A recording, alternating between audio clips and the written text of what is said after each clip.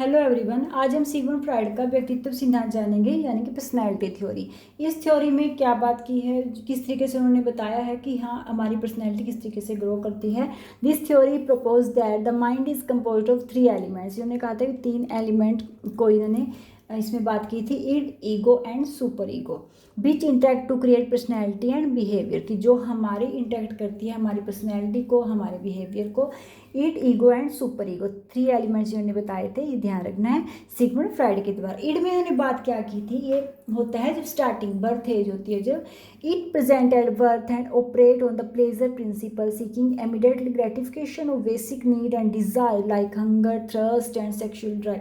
इसमें ईड में क्या होता है कि इस समय बच्चा जब होता है उसको इमीडिएटली चाहिए डिज़ायर, कोई भी उसकी इच्छा है तो उसको क्या होता है कि उसी समय वो सेटिस्फाई होना चाहिए, उसी समय उसकी इच्छा को पूरा होना चाहिए। मान लो उसको भूख लगी है तो उसे उसी समय वो खाना चाहिए। कोई खिलौना उसको पसंद आ गया तो उसी समय उसको खिलौना चाहिए। वो उसमें इतनी समझने की पावर नहीं है, या उसमें इतनी शक्ति नहीं है अभी कि वो समझ सके कि खाना क्यों लेट आ रहा है, या ये खिलौना मेरे माँ बाप क्यों नहीं मुझे दिलवा सकते। तो ये सब उसमें नहीं होती, बस उसको क्या है, एकदम से उसको खुशी चाहिए, वो डिज़ायर पूरी करनी है, इच्छा पूरी करनी है, उसको सेटिस्फाई होना है।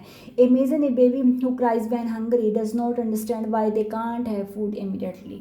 वो नहीं समझेगा कि उसको भूख लगी है, वो तो रो रहा है लगातार रोता रहेगा, वो नहीं समझेगा कि उसको खाना क्यों नहीं मिल रहा।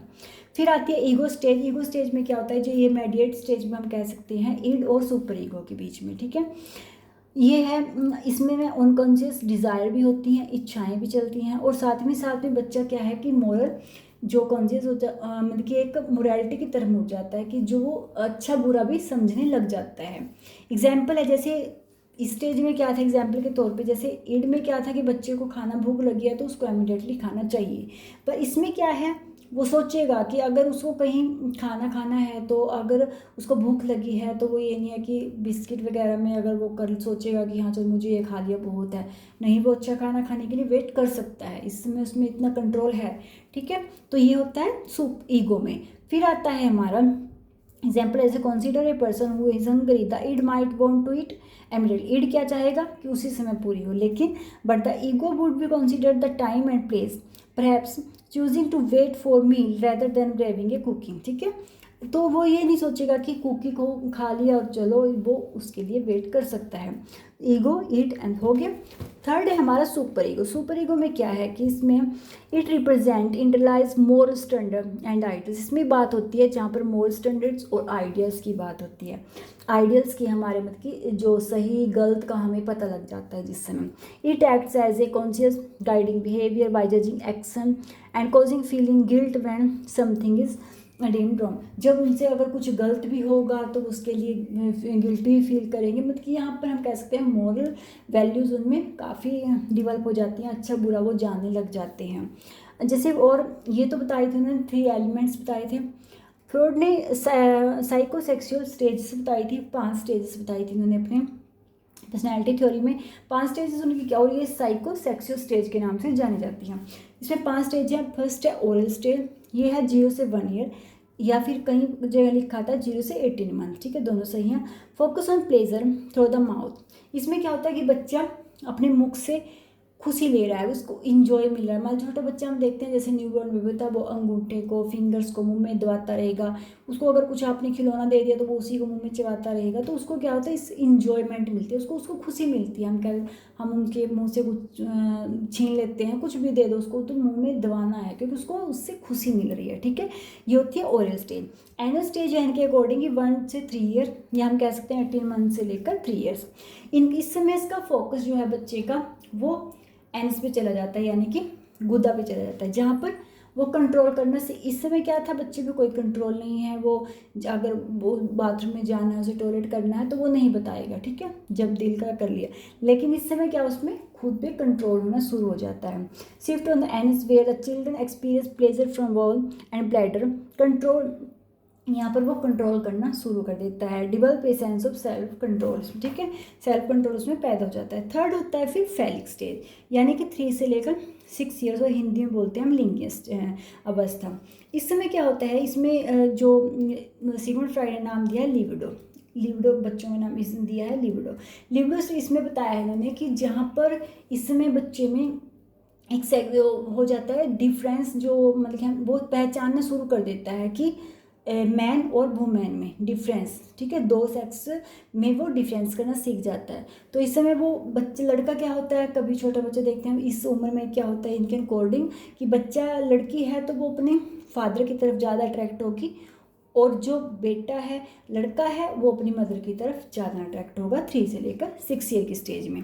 Children libido focus on the gender and they become physical difference and gender roles, ठीक है, वो डिफरेंस करना शुरू कर देता है फिजिकल डिफरेंसेस में, जेंडर रोल्स में।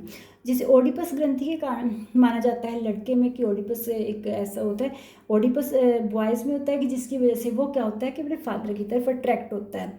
Develop an unconscious attraction to their mother, sorry लड़का अपनी मदर की तरफ अट्रैक्ट होता है। See their father as a competitor, उसे ऐसा लगता है कि उसका फादर तो उसका कॉम्पिटिटर है, ठीक है।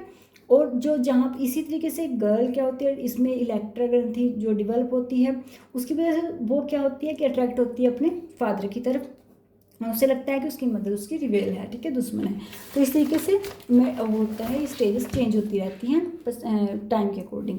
फिर अब मानते हैं लेटेंट स्टेज आती है 6 से लेकर 12 ईयर्स, इसको इन्होंने नाम दिया है लेटेंट स्टेज, यानी कि 6 to 12 या 6 to 13 ईयर्स भी कई बार लिखा आता है, ठीक है। तो इसमें इन्होंने कहा कि यहाँ पर क्या है, सुपर ईगो कॉन्टीन्यूस डिवेल्प हो जाती है, ये लगातार डिवेल्प होती रहती है। यहाँ पर बच्चा क्या है, अच्छा बुरा सोचना शुरू कर देता है उसमें। जैसे this stage is important in the develop of social and communication skills, उसमें पैदा हो जाती है, मतलब कि सेल्फ कॉन्फिडेंस आ जाता है। फोकस उनका स्कूल में, यानी कि दोस्त बनाना शुरू कर देता है, स्कूल में अच्छा टाइम स्पेंड कर, मज़ा आता है उनको स्कूल में इस टाइम, ऐसा नहीं है, क्योंकि उनके फ्रेंड्स बन जाते हैं, दोस्त बन जाते हैं, स्पोर्ट्स वगैरह में वो पार्टिसिपेट करते हैं, रिलेशनशिप को बिल्ड करते हैं, ठीक है, आपस में दोस्त बनाते हैं। तो इस तरीके से ये स्टेज ग्रो होती है। लास्ट में उन्होंने बताया था जेंटाइल स्टेज, जेंटाइल में उन्होंने बताया था कि ईगो और super ego have become more develop, दोनों स्टेजेस में कंप्लीट डेवलप हो जाती हैं, ठीक है। सुपर ईगो में यहाँ पर क्या है, बच्चा अच्छा बुरा सब पहचान, अगर वो हम कह सकते हैं कम्प्लीटली मैच्योर हो जाता है। ये स्टेज मानी जाती है 13 से लेकर लाइफ टाइम तक, जब तक लाइफ है, एडल्ट मानी जाती है। तो इसमें क्या है कि डेवलप होता है बच्चे में सुपर ईगो, क्योंकि वो कम्प्लीटली मैच्योर हो गया है, वो एक मेच्योरिटी हम कह सकते हैं सेक्सुअल रिलेशनशिप की तरफ भी वो जाता है, ठीक है। और पर ये इस समय हेल्दी रिलेशनशिप बनाने की तरफ भी जाता है, क्योंकि वो समझ जाता है सही और गलत के बारे में, वो एक हम कह सकते हैं अपना फैसला ले सकता है कि क्या सही है क्या गलत है। वो दोस्तों में रहना पसंद करता है, वो दोस्त बनाता है, और इसमें इस स्टेज में क्या है, अगर कोई किसी से दोस्ती कर दी ना शुरू, तो वो उसको निभाता भी है, ठीक है। वो ये स्टेज ऐसी होती है, यानी कि पूरे मेच्योरिटी से वो हर काम करना शुरू कर देता है। तो ये उन्होंने 5 स्टेजेस बताई थी, और 3 उन्होंने बताए थे एलिमेंट्स, ईड ईगो और सुपर ईगो, और 5 स्टेजेस बताई थी, oral stage, anal stage, phallic stage और लेटेंट स्टेज और जेंटाइल स्टेज। आई होप को आपको मेरे नोट्स अच्छे लगे। अगर आपको मेरे नोट्स अच्छे लगते हैं प्लीज़ लाइक किया करो, सब्सक्राइब किया करो। मेरी पूरी कोशिश रहती है कि मैं इजी वे में आपका कॉन्सेप्ट क्लियर कर सकूँ, इजी नोट्स आपको प्रोवाइड करवा सकूँ। Thank you for watching my video.